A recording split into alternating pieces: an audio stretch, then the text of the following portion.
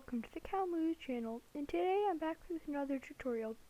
Now, as you might have seen, if you saw my last tutorial, you would have seen this world, although you will notice that it's a bit different. I've got rid of all the general aviation preparation for this episode.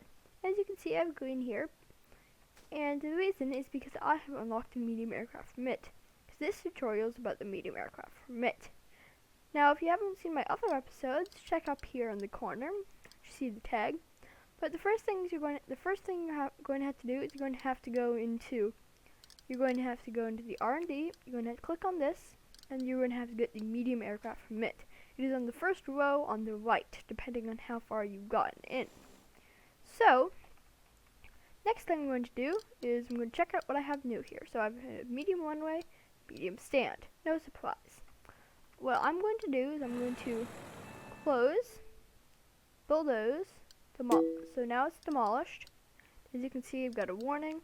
We're going to fix that. So this is why I have paused it. I don't want to have to deal with runway issues. I'm also just going to add in some, I believe, toggle taxiway. You can see, I will go right there and go right here. So then I also need to move my tower, as I just put it in a bad position. Bulldoze this. And last, I just need to connect these up. So if you're wondering why I added that extra one back on the other area, that was just because the small planes get them to their best position. So connect this, and say small planes are allowed on here. Open the runway, and that should mean that everything should work again. So you can see our error notifications have disappeared. Now for getting the actual large aircraft. So first, I haven't really built this terminal very well for large aircraft, but I have come up with a way of doing it. And you might have built yours differently, and that will mean you won't have to worry about this issue. So here I can only fit in one. I could maybe fit, if you research remote stands, you could probably have some over there. But currently, I'm just going to put that there, attach up my service road, and then put in some sidewalks and a door. Sidewalk and terminal door. So last, I need to zone this. This caused me some issues when I was trying to figure out why it wasn't working.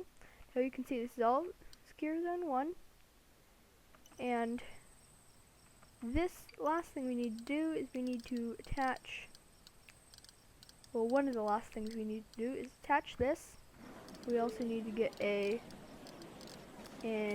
desk. We need to get a check-in desk right here, and connect this to this. And as you can see, it is now, everything is working. Security, boarding, and runway is connected. The error notification disappeared. Although I do suggest you add some seating. Now, as I said earlier, this airport isn't very well designed for expansion, so it's just going to have to, I'm just going to have to do a bit of makeshift spacing here, and we're probably going to have a bit of lines and security, but it will still work. Also, the amount of passengers you'll have will depend on the passengers per flight ratio. I have mine at 100. So next, what we're going to do is we are going to go into the flight planner. As you can see, Stripe Air has 50 out of 50 active flights, so we should probably get another contract. So we're going to go after contracts and airlines, and I think I'm probably going to go with Maple Express. They have a few smalls, and they also have quite a few mediums. So sign that, get it running. As you can see, they haven't offered any. Looks like our flight planner actually just scheduled something for us. Doesn't look like we have any large flights yet, but I will be right back when we do. And as you can see, we have a medium aircraft flight, and I actually missed it landing because I got distracted by another feature in the game. But anyway, it has just landed. And of course, I've forgotten something that we actually need to do. I'm going to unpause the game, but we need to immediately order a pushback truck and a stair truck. Now this plane does not need a stair truck. And yes, I'll lay that. But because it is one of the planes that has its own landing thingy or whatever, but some planes will need a stair truck. It also depends on, since planes are currently based on some airlines are based, depending on what airline you get different planes. You also, and some airlines you will need stair trucks. Also, if you have more than one medium stand, you're probably going to want the same amount of stair trucks as you have stands. Unless you have a bunch, then you can probably have at least one less. Anyway, this is just sitting here because we don't really have any other services we can give to it. As you can see, boarding has just started, and our pushback truck is now ready to push back, but it will not do that yet. You can see this is going to be their boarding. This will probably take a while. This flight has 66 people on it departing, but looks like it got everybody on it and is now taking off for a nice hefty sum of $4,300. This one has 4,500, and it's a lot most passengers. Anyway, this is going to take off on the medium one-way. We're going to get charged lots of money for it, 1,500.